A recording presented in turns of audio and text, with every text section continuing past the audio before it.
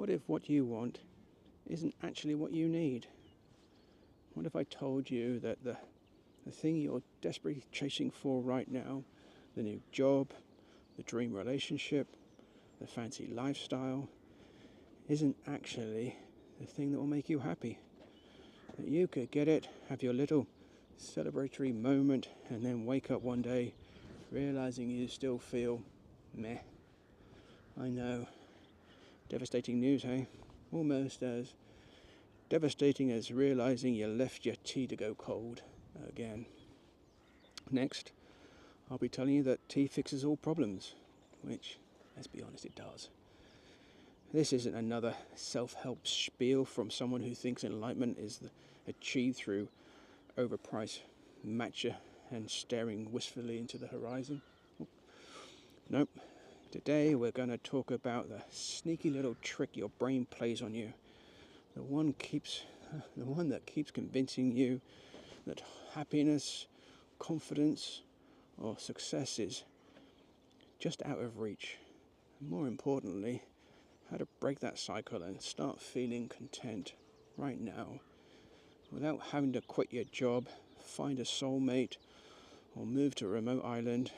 Though, fair play. The last one does sound really appealing to me. Definitely some days. Now, before you roll your eyes and think, oh great, another happiness comes from within speech, don't worry. I promise this isn't just a airy fairy nonsense. We're getting practical, we're getting real, and we're using some top tier film references along the way, because that's what I do.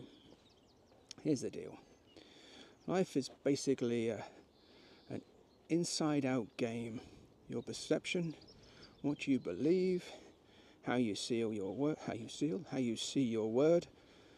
Oh, can you say your word? How you see the world shapes your entire experiences.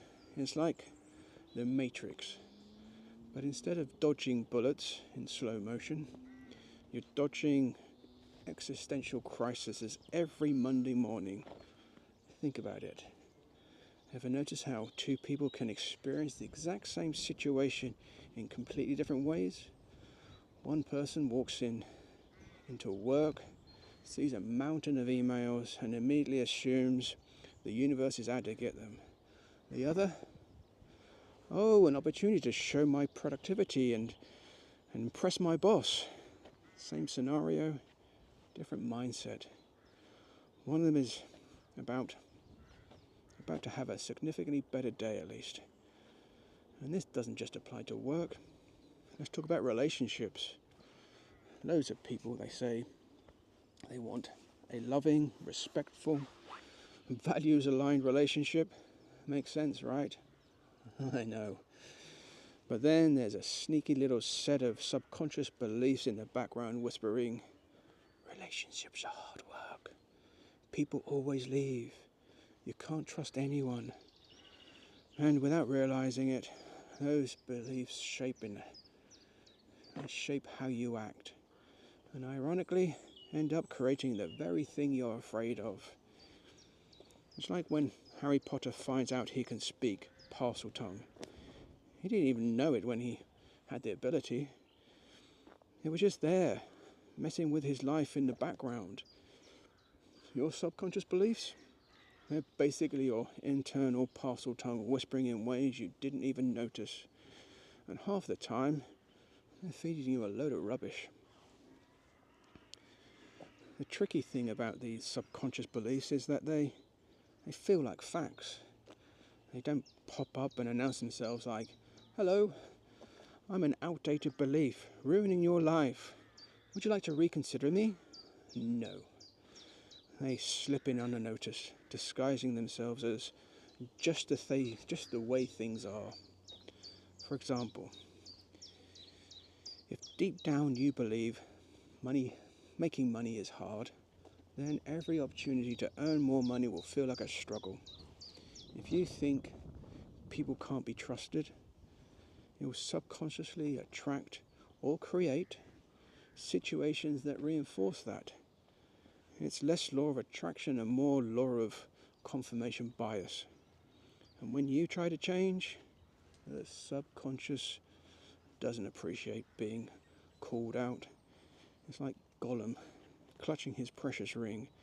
If you try to take away a belief it's been holding on to you for years, it's going to hiss at you and put up a fight. So how do you deal with this? We get curious. Instead of attacking our beliefs, I need to stop thinking this way. We start poking at them like a scientist examining a weird specimen. Ah, interesting. Where did that belief come from? Is it actually true? Your subconscious is like a child hoarding random objects. It clings to beliefs because at some point they seemed useful.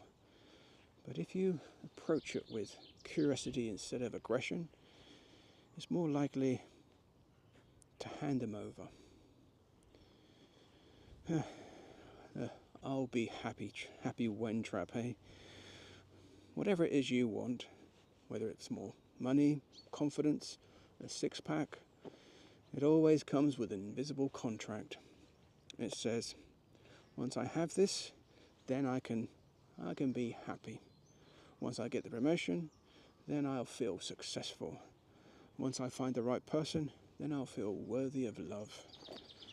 It's the same plot twist, or the same plot as that film, The Wizard of Oz. Dorothy spends the whole film trying to get to the Emerald City, only to find out she had the power to go home all along. But instead of ruby slippers, you've got your own secret key. Whatever you think that external thing will give you, you can start cultivating it internally right now. So, if you think getting a promotion will finally make you feel capable, ask yourself, what if I let myself feel capable today? If you think having a partner will make you feel loved, how can I show myself love now? And before you protest, but I can't feel confident if I'm not confident, that's just another belief sneaking in, telling you you need permission.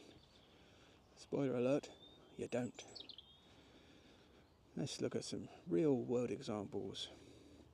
Let's put it into context, shall we? Imagine two people, person A, person B.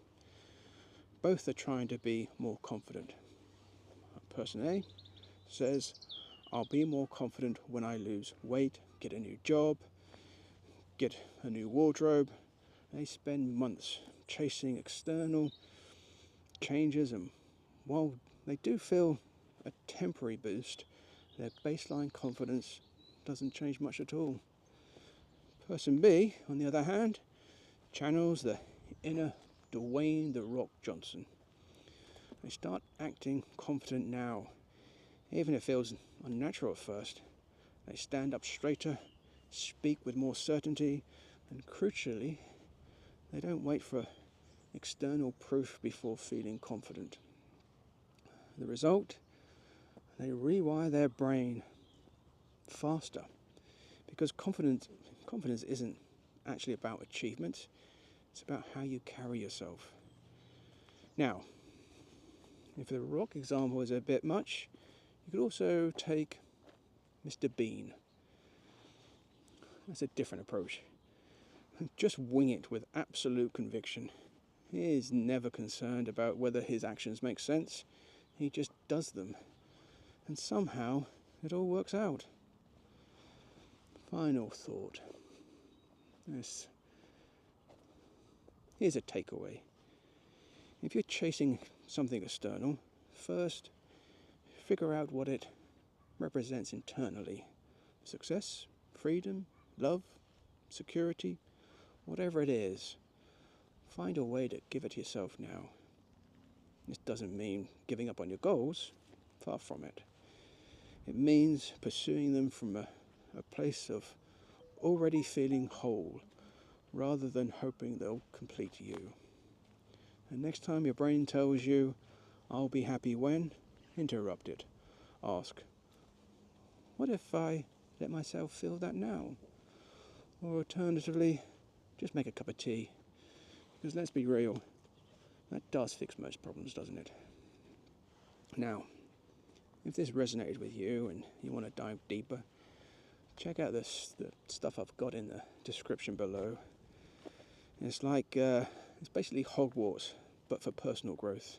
You'll find it in the description, rather.